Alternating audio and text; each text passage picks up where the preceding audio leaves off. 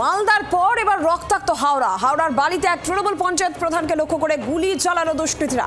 বৃহস্পতিবার রাতের ঘটনায় গুরুতর আহত হয়েছেন ওই পঞ্চায়েত প্রধান সহ তার আরো একজন। বর্তমানে দুজনই আশঙ্কাজনক অবস্থায় হাসপাতালে চিকিৎসাধীন। সাপুইপাড়া বসুকাবাটি গ্রাম পঞ্চায়েতের তৃণমূল পঞ্চায়েত প্রধান দেবব্রত মণ্ডল, তাকে লক্ষ্য করে গুলি চালানো হয়। রাত্রিবেলা রাত 10টা নাগাদ বাইকে করে এসে দুষ্কৃতীরা বাইকে করে তিনি বাড়ি ফিরছিলেন এবং তার সঙ্গে অনুপম রানা নামে আরো একজন ছিলেন এবং সেই সময় তাদের লক্ষ্য করে গুলি চালানো হয়। দুজনে আশঙ্কাজনক অবস্থায় হাসপাতালে ভর্তি।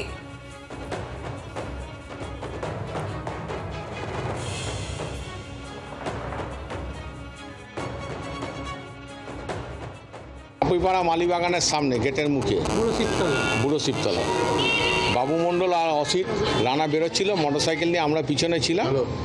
তাই গুলি করেছে। গুলি করতে প্রথম ড্রাইভারের যে গাড়ি চালাচ্ছে ওর লেগেছে। বাবু মণ্ডলের একটা হাতে লেগেছে, একটা কোমরে লেগেছে, আর অসিত রানার একটা হাতে লেগেছে। হাত থেকে গুলিটা মনে হয় বাঁ দিকে হয়তো বেরিয়ে গেছে। সাপুইপাড়ার প্রধান বিয়েবাড়ি খেয়ে আসছিল, যে চালাচ্ছিল এবং বাবু দুজনকেই গুলি করেছে। পুলিশকেও পরিষ্কারভাবে বলে দিয়েছি, দুষ্কৃতীকে কোনো রকম ছাড়ছাড় দেওয়া যাবে না। সে যত বড় দুষ্কৃতী হোক তাকে তার ব্যবস্থা গ্রহণ করতে হবে। আপনারা দেখেছিলেন মালদায় সেখানে একের পর এক গুলি চালানোর ঘটনা ঘটেছিল। মালদার পর এবার আমরা নজর যেখানে দেখছি আমরা এইখানেও কিন্তু গুলি চালানোর ঘটনা। হাওড়াতেও একের পর এক জেলায় দুষ্কৃতী দৌরাত্ম্য, গুলি চালানোর ঘটনা। বারবার করে অনেক জায়গায় শাসক দলের নেতা কর্মীরা আক্রান্ত হচ্ছেন। দুষ্কৃতী দৌরাত্ম্য এবং অস্ত্রের এত সহজলভ্য অস্ত্র হচ্ছে কি করে? বারবার করে প্রশ্ন উঠছে নিরাপত্তা ব্যবস্থা নিয়ে, প্রশ্ন উঠছে পুলিশ প্রশাসনের ভূমিকা নিয়ে এবং দুষ্কৃতী দৌরাত্ম্য কেন রোখা সম্ভব হচ্ছে না। আইন শৃঙ্খলা পরিস্থিতি নিয়ে প্রশ্ন উঠছে বারবার করে। মালদার ঘটনা আপনারা দেখেছেন, যেখানে তৃণমূল কর্মীকে লক্ষ্য করে গুলি চালানোর ঘটনা থেকে আমরা দেখেছি ব্যবসায়ীকে লক্ষ্য করে গুলি চালানোর ঘটনা, এবং এই হাওড়ায় সেখানে আবারও আক্রান্ত শাসক দলের নেতা। আশঙ্কাজনক অবস্থায় তিনি এবং আরো একজন, দুজনে আশঙ্কাজনক অবস্থায় হাসপাতালে চিকিৎসাধীন। এবং এই জায়গা থেকে প্রশ্ন উঠছে বারবার করে এই দুষ্কৃতী দৌরাত্ম্য, অস্ত্রের সহজলভ্যতা নিয়ে এবং আইন শৃঙ্খলা পরিস্থিতি, পুলিশ প্রশাসনের ভূমিকা নিয়েও।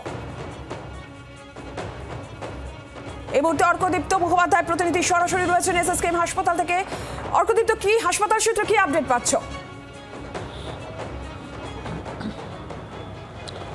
তিনটে গুলি লেগেছিল তৃণমূলের এই পঞ্চায়েত প্রধান, তিনটে গুলি তার লাগে কাঁধে, কোমরে এবং হাতে। হাতের যে গুলিটা লেগেছিল সেটা বের করা গেছে বলেই খবর পাওয়া যাচ্ছে, তবে কাঁধে এবং কোমরে যে দুটো গুলি লাগে সেই দুটো গুলি কিন্তু এখনও শরীরের ভেতরে রয়েছে। তবে তিনি আগের থেকে অনেকটাই ভালো আছেন এবং যদি ডাক্তাররা বোঝেন যে সেরকম যদি বোঝেন সেক্ষেত্রে গুলি দুটো বার করা হবে না, থেকে যাবে তার শরীরের ভেতরেই। তবে যে রক্ত, দূষিত রক্ত, সেগুলোকে বার করার প্রক্রিয়া চলছে। প্রয়োজন হতে পারে অনেকটা রক্তের। এখনও পর্যন্ত চূড়ান্ত সিদ্ধান্ত নেননি ডাক্তাররা। এবার কীভাবে ঘটেছে ঘটনা সেই নিয়ে কিন্তু তার আত্মীয় পরিজনরা কিন্তু খুব স্বাভাবিকভাবেই সন্দিহান। রাত্রি 10:15 থেকে 10:30 আশেপাশে বাইকে চড়ে আততায়ীরা এসে তাকে শ্যুট করে এবং তার সঙ্গে আরেকজন ছিলেন অনুপম রানা, তিনিও একটি বেসরকারি হাসপাতালে এই মুহূর্তে রয়েছেন, তারও অপারেশন হয়েছে। তাহলে কি এটা প্রি প্ল্যান্ড ছিল? প্রশ্ন এটাই। কিন্তু রিসেপশনে গেছেন, সেটা কি প্রি প্ল্যান্ড ছিল? এই মুহূর্তে এখানে আত্মীয় পরিজনরা রয়েছেন, আমি একটু কথা বলার চেষ্টা করব যারা এসছেন তার কাছ থেকে। তার দাদা এই মুহূর্তে রয়েছেন, একটু কথা বলবো। জেলও কেটেছে। কে করেছিল সেটা? ওই ছেলেটাই। এই বাসুই করেছিল? হ্যাঁ, বাসু। মানে এটা কি আপনি বাসু বলে যার কথা বলছেন সে কি আগে জেল খেটেছে বা আইডেন্টিটি কি তার? আইডেন্টি জানি না, একটা ক্রিমিনাল, ও কোনো আইডেন্টি নেই। এর আগের গন্ডগোলটা কি নিয়ে হয়েছিল 2012 সালে? ও হঠাৎ করে পার্টি অফিসে গিয়ে ধাক্কাধাক্কি মারামারি করে। তার মানে এই বাসু পার্টি অফিসে যেত? কি আপনার ডাউট? না, ও হামলা করতে গেছিল পার্টি অফিসে। হ্যাঁ, পার্টি অফিসে ঢুকে হামলা? হ্যাঁ, তখন মানে সবে তৃণমূল এসেছে ওই সময়। মানে কেন, কারণটা কি? কারণটা ঠিক বোঝা যাচ্ছে না কি জন্য করলো। তখনও একবার হামলা চালালো, আবার 13 বছর পর। হ্যাঁ, তারপরে ওরা ভেবেছিল বোধহয় ছেলেটা পুলিশ ধরে নিয়ে গেছে, জেল খেটেছে, ভালো হয়ে গেছে। ওই যে আবার ওইরকম স্থানীয় এক ক্রিমিনাল যাকে বলছেন এই পঞ্চায়েত প্রধানের দাদা, স্থানীয় এক ক্রিমিনালের দিকে আঙুল তুলছেন যে সে ঘটিয়েছে। আমি একটু কথা বলবো যারা অন্যরাও এসছেন। আচ্ছা, এই বাসু বলে একজনের কথা বলছেন ওনার দাদা, সে কে? সে এরকম হঠাৎ করে সে গুলি চালালো? অ্যান্টি সোশ্যাল, সমাজ বিরোধী, এলাকার সমাজ বিরোধী। তার কি এরকম কোনো ঝামেলা বা কিছু হয়েছিল? উনি 2 বছর ধরে পঞ্চায়েত প্রধান আছেন, এই 2 বছরের মধ্যে কোনো ঘটনা বা এই বাসু বলে যার নাম আপনারা বলছেন তার সাথে কোনো সমস্যা? না, সেরকমভাবে ওনার সাথে কোনো সমস্যা ছিল না। আচ্ছা, এটা বাসু ঘটিয়েছে, এটা কি কোনো প্রমাণ বা তথ্য প্রমাণ আপনারা পেয়েছেন কিছু? মানে ওখানে যে সময় ঘটনাটা ঘটেছিল, যারা আমাদের সঙ্গে যারা 7-8 জন মিলে ছিল, তো 2-3 জন ওখানে দেখেছি। তার মধ্যে আমাদের সাপুইপাড়া বসুকাটি গ্রাম পঞ্চায়েতের প্রধানের উপর যেভাবে আক্রমণ হয়েছে, তাকে যে ডাইভ করে নিয়ে যাচ্ছিলো সেই ব্যক্তিটাও সে এখনও হসপিটালে ভর্তি রয়েছে। তার হাতে এখানে একটা গুলি লাগে, অনুপম রানা বলে, তিনিও সহকর্মী, সে প্রত্যক্ষ একদম দর্শী। একেবারে প্রত্যক্ষদর্শী বলছেন। দাদা আপনি একটু এদিকটা আসবেন। এই যে আপনাকে একটা কথা বলুন, 2 বছর হয়ে গেল, 2 বছর উনি পঞ্চায়েত প্রধান রয়েছেন, বাসু কেন এরকমভাবে কি অবস্থা, ভাইয়ের কি অবস্থা? এখন একটু ভালো আছে। আমি ডক্টরের সঙ্গে কথা বলেছি, ডক্টর বললেন যে গুলিটা যেখানে গেছে ওটা হার্টে টাচ করেনি, ওর পাশে আছে। আর একটা যেটা কোমর দিয়ে ভিতরে গেছে সেটাও ভাইটাল অর্গানে টাচ করেনি, সেই জন্য ও অক্সিজেন নিচ্ছে না, এখন সুস্থ অবস্থায় আছে। আমার সঙ্গে কথাও বলল। আমি ওর দাদা, ও আমার সঙ্গে কথা বলেছে। এর আগেও নাকি অর্থাৎ একটা বিষয় অর্ঘদীপ্ত, একটা বিষয় তো এই জায়গা থেকেই যে এই যে গুলি চালানোর ঘটনা, শুধুমাত্র এই হাওড়ার ঘটনা, আমরা কিছুদিন আগে মালদার ঘটনা দেখেছি, কসবার ঘটনা দেখেছি। কলকাতা হোক কিংবা জেলা, দুষ্কৃতী দৌরাত্ম্য বাড়ছে এবং বারবার করে এত সহজলভ্য অস্ত্র, দুষ্কৃতীদের হাতে অস্ত্র, যখন তখন গুলি চালানোর ঘটনা ঘটছে এবং শাসক দলের নেতাকর্মীরা তারা আক্রান্ত হচ্ছেন, সাধারণ মানুষ আক্রান্ত হচ্ছে। এবং এই জায়গা থেকে প্রশ্ন উঠছে নিরাপত্তা নিয়ে। এত অস্ত্র আসছে কোথা থেকে, কিভাবে সহজলভ্য হচ্ছে এত অস্ত্র? নজরদারি নিয়ে, আইন শৃঙ্খলা পরিস্থিতি নিয়ে, পুলিশ প্রশাসনের ভূমিকা নিয়েও প্রশ্ন উঠছে। ধন্যবাদ অর্ঘদীপ্ত। আর গতকাল রাত 10টা নাগাদ হাওড়ার এই ঘটনা ঘটে, যেখানে পঞ্চায়েত প্রধান তাকে লক্ষ্য করে গুলি চালানো হয়, তার সঙ্গে আরো একজন ছিলেন, তাকেও লক্ষ্য করে গুলি চালানো। আপনারা শুনছিলেন আশঙ্কাজনক অবস্থায় তারা হাসপাতালে চিকিৎসা দেন। যেখানে ঘটনা ঘটেছে, ঘটনাস্থল থেকে আমাদের প্রতিনিধি কি তথ্য পাঠিয়েছেন দেখব। পঞ্চায়েত প্রধানকে লক্ষ্য করে গুলি এবং এই ঘটনার ইতিমধ্যেই কিন্তু চাঞ্চল্য ছড়িয়েছে। ঘটনাস্থলে হাওড়া সিটি পুলিশের পুলিশ কমিশনার তিনি কিন্তু ঘটনাস্থলে এসেছেন এবং তার পাশাপাশি হাওড়া পুলিশের উচ্চপদস্থ আধিকারিক তারাও ঘটনাস্থলে এসে ইতিমধ্যেই কিন্তু এলাকায় যেখানে গুলি চালানোর ঘটনা ঘটেছে সেখানে যে সিসিটিভি ফুটেজ হয়েছে সেগুলো ইতিমধ্যেই সংগ্রহ করে তদন্ত শুরু করেছে। কী কারণে তার উপর লক্ষ্য করে গুলি চালানোর মতো ঘটনা ঘটলো, এই বিষয়গুলো নিয়ে কিন্তু ইতিমধ্যেই তদন্তে নেমেছে এবং তার পাশাপাশি বেশ কয়েকজনকে জিজ্ঞাসাবাদ করা হয়েছে বলে ইতিমধ্যেই পুলিশ সূত্রে জানা যাচ্ছে। ক্যামেরায় অরূপের সাথে সৌমেন, জি24 ঘন্টা, হাওড়া। আপনারা দেখছিলেন যে বিভিন্ন জায়গায় মালদার ঘটনা আমরা দেখেছি, হাওড়ার ঘটনা দেখছি, কসবার ঘটনা, একের পর এক গুলি চালানোর ঘটনা রাজ্য জুড়ে বিভিন্ন জায়গা থেকে যখন সামনে আসছে, দুষ্কৃতী দৌরাত্ম্য বাড়ছে।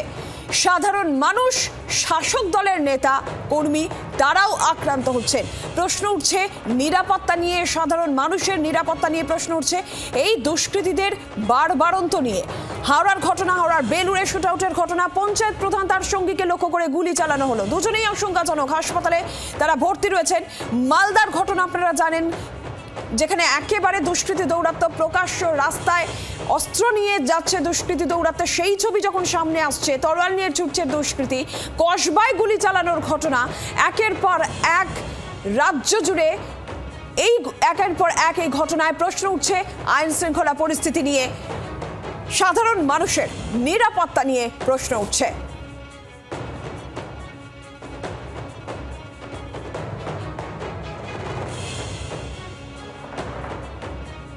প্রাক্তন পুলিশ কর্তা সত্যজিৎ বন্দ্যোপাধ্যায় আমাদের সঙ্গে এই মুহূর্তে টেলিফোন লাইনে রয়েছেন। সত্যজিৎ বাবু, মালদা, হাওড়া কিংবা কসবায় গুলি চালানোর ঘটনা, দুষ্কৃতী দৌরাত্ম্য, যেখানে শাসক দলের নেতাকর্মী থেকে সাধারণ মানুষ আক্রান্ত হচ্ছেন, কি মনে করছেন আপনি?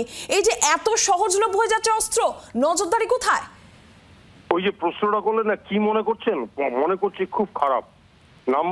নাম্বার ওয়ান হচ্ছে, দেখুন প্রতিদিন নানা চ্যানেলে, আপনাদের চ্যানেলেও দেখা, কালকেও কসবার ঘটনায় আপনাদের এখানে বলেছি আমি। প্রথম কথা হচ্ছে যে বারবার বলছি যে পুলিশকে প্রোঅ্যাক্টিভ হয়ে সার্চ এন্ড সিজারে আসতেই হবে।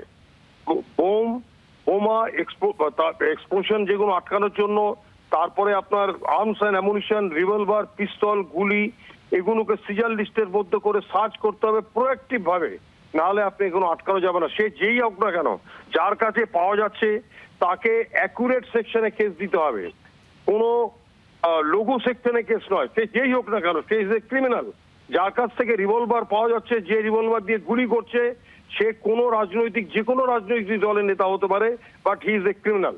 এই ক্রিমিনালদেরকে শায়েস্তা করতে গেলে লঘু সেকশন নয়, অ্যাকুরেট সেকশনে কেস লিখে এদেরকে ধরতে হবে।